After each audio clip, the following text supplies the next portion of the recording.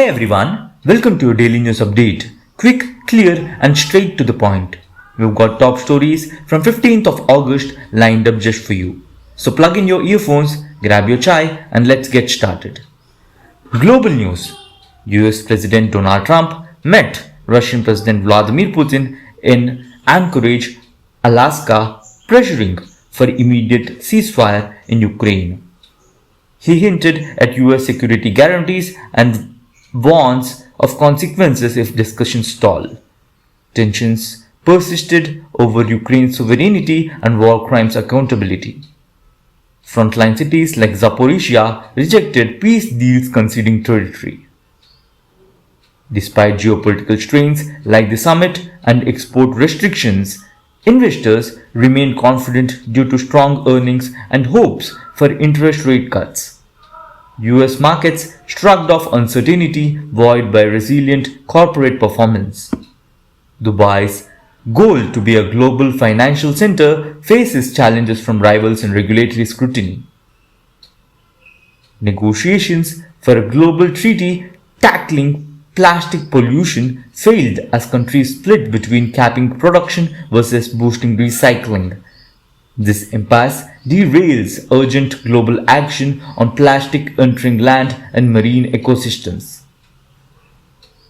The State of the Climate report revealed 2024 marked the highest global temperatures ever, with unprecedented humid heat days and CO2 levels 52% above pre-industrial norms. Sea surface temperatures also hit record highs, intensifying climate concern. On August 15th, South Korea's Liberation Day, the US Embassy in Seoul received a bomb threat via mail, prompting evacuations. No device was found. The incident echoed fake threats tied to an online community and intensified vigilance around public events. United States Department of Agriculture (USDA) announced a $100 million plan, including a sterile fly facility in Texas to combat the New World screwworm (NWS), a parasitic insect threatening livestock and national food security. Multiple agencies will collaborate on innovation and border safety. Media coverage highlighted discussions of a prisoner exchange between Russia and Ukraine during the summit, adding complexity to broader peace talks. South Korea's Gwangbakjol events proceed amid heightened security after bomb threats, adding unease to patriotic festivities. US producer prices rose sharply in July, dampening prospects for Federal Reserve rate cuts and causing yields and the dollar to surge. Though global markets showed resilience in the near term. The English Premier League EPL season began with Liverpool hosting Bournemouth, featuring a heartfelt tribute to the late Diogo Jota. Renewed pressures bounce on Manchester clubs amid high-profile transfers. On August 15th, a truck carrying aid overturned near Nusayrat refugee camp in Gaza, causing at least 25 deaths. The incident exacerbated existing famine and emergency conditions in the region. National news from India. On August 15th, India, colloquially Swatantra Divas, observed its 79th Independence Day with flag hoisting and cultural programs across schools and government offices. The tricolor adorned public squares, echoing national pride. Prime Minister Narendra Modi delivered his 12th consecutive Independence Day speech from the Red Fort's ramparts. He paid tribute at Rajghat, inspected the Guard of Honor and flagged new GST reforms alongside security successes like Operation Sindhur. The day ended with the traditional beating retreat ceremony after Atari Wagh border was after the hosting of at Atari. 4 individuals suffocated to death while cleaning a septic tank in Garhwa district, Jharkhand, highlighting occupational hazards and safety lapses. A bus collided with a truck in Bardhaman, West Bengal, resulting in 10 fatalities and 35 injuries, raising urgent concerns about road safety and enforcement. A section of a Dargah mosque wall near Humayun's tomb in Delhi collapsed. 6 people died and 5 were injured, underscoring structural risks at heritage and religious sites. Previous days, Kishtwar cloudburst in Jammu and Kashmir had killed some 60 people and injured over 100, continuing to dominate national emergency response efforts on 15th.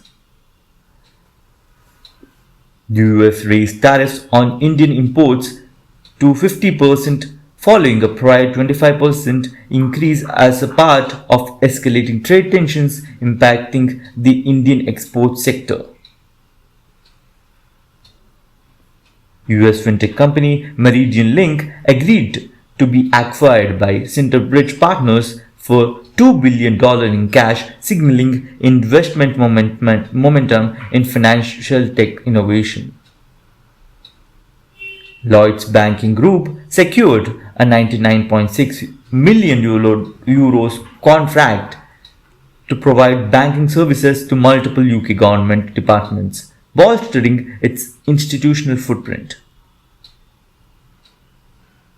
Brazil's Supreme Court scheduled the verdict and sentencing for former President Jair Bolsonaro's coup trial in September, prolonging political suspense.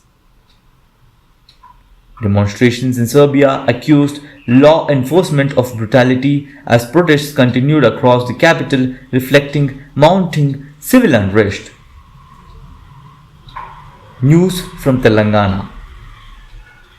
Chief Minister A. Revanth Reddy announced a strategic vision document, Telangana Raising 2047, aiming for a $1 trillion economy by 2035 and $3 trillion economy by 2047, highlighting infrastructure and urban renewal in December.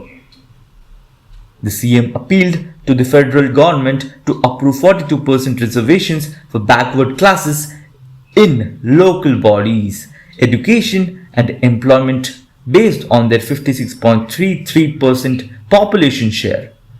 Telangana leads in SC subcategorization. BRS leader K.T. Rama Rao warned that Telangana's economy is nearing collapse under the current governance, citing deflation in June and July and expressive rural economic stagnation. Telangana's Transport Department proposed a steep 200 to 300% fee increase for special vehicle number plates like 9999 to 1.5 lakh and 6666 to 1 lakh to boost state revenue through auctions. Flag hosting, parades by police, student cultural programs, and patriotic songs marked statewide observance. Telangana's achievements in AI, biotech, and education were highlighted in the addresses. Telangana High Court refused to intervene in GHMC's order closing beef shops and slaughterhouses on August 15 and 16th. It suggested a public interest litigation but did not stay the order. Governor celebrates birthday during Independence Day. The governor of Telangana, Jishnudev Verma, observed his birthday on August 15th, a coinciding personal milestone added warmth to the day's official ceremonies. During Golconda Fort celebrations of the Independence Day, the CM presented awards to exemplary police personnel and government employees, recognizing public service in the state. Regional news from Hyderabad. Chief Minister Revanth Reddy led Independence Day celebrations at Golconda Fort, raising tricolour and delivering key addresses on state development and justice. Karimnagar officials, including the district collector, performed the national anthem in the Indian Sign Language. The gesture, months in preparation, made Independence Day more inclusive. The CM paid tribute to martyrs at the Army War Memorial in Secunderabad before moving to Golconda, blending solemn homage and celebrations. GHMC's directive to close beef shops in Hyderabad on August 15th and 16th raised constitutional concerns from citizens and AIMIM leaders over cultural and dietary rights. Hyderabad's Telangana court upheld GHMC's closure order of beef shops, declining to grant relief to a litigator citing violation of Articles 14, Equality and 19(1)(g), Trade. At Golconda Fort's Rani Mahal lawns, police and artists performed vibrant cultural acts, drumming and dancing, adding a festival layer to Hyderabad's Independence Day ceremony. And that's a wrap on today's headlines. If you enjoyed the update on the go, don't forget to like, share and subscribe. It really helps us keep the news coming your way. Thanks for tuning in, and do let us know if you have any stories you would like to hear in the form of an audiobook. See you tomorrow with more stories that matter. Take care.